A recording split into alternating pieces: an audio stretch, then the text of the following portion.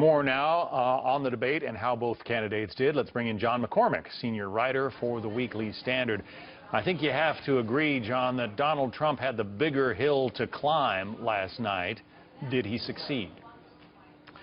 You know, at the end of the day, I don't think so. Some have suggested that this was effectively a debate win for Trump. They argue that he stopped the bleeding, that he effectively fought her to a draw the last hour of the debate. The instant polling, the real polling, not fan polls, suggests that's not at all clear. One poll by YouGov shows that Trump narrowly lost. Another real poll by CNN shows a bigger loss.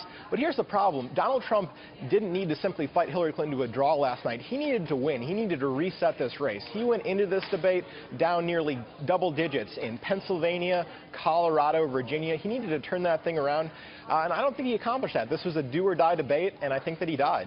As we speak, senior members of the Republican leadership in the House, actually all the House Republican members, are calling into a conference call. They are going to be discussing what to do about Donald Trump. Do they distance themselves from him? Do they, continue with endorsing him? There's a lot of turmoil right now on Capitol Hill over the remarks that came out on tape on Friday night.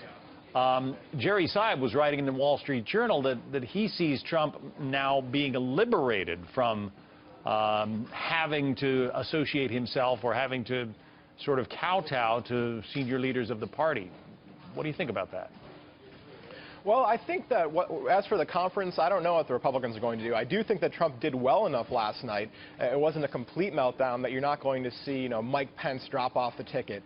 I think it was possible that Paul Ryan would have tried to pull the plug on his support for Trump. Now that's thrown up in the air. I don't know exactly what they're going to do. I think that Jerry Seib is right, that Trump definitely was ready to kind of throw everything out there. He went nuclear last night, bringing out people who have accused Bill Clinton of sexual assault. He actually wanted to sit them in the very booth with Bill Clinton last night, and the debate commission actually stopped that from happening. So very rough and tumble from both candidates, and I think Trump for the next month, unpredictable. No one knows what he's going to say next. No one knows what video is going to drop next. Even if he gets past this whole very vulgar video in which he brags about making unwanted sexual advances on women, you don't know what's going to happen next. There are women out there who have accused Trump, just as there are women who have accused Bill Clinton.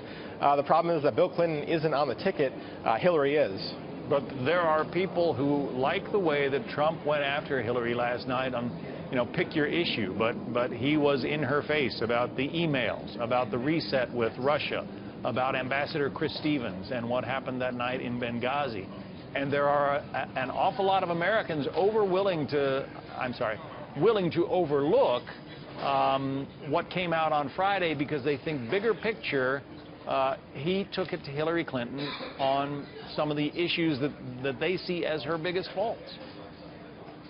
Well, that's exactly right. I mean, at the end of the day, I don't think Trump can do worse than 40%, maybe the very high 30s if things really go south, because we are in a divided country, a very polarized country where people are going to ultimately just vote the issues at the end of the day, or they find Hillary Clinton is even more unacceptable than Donald Trump.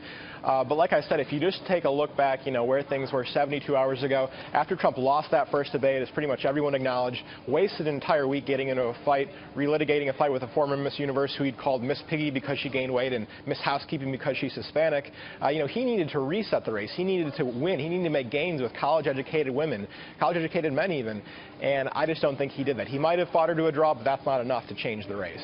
John McCormack is senior writer at the Weekly Standard. John, thank you.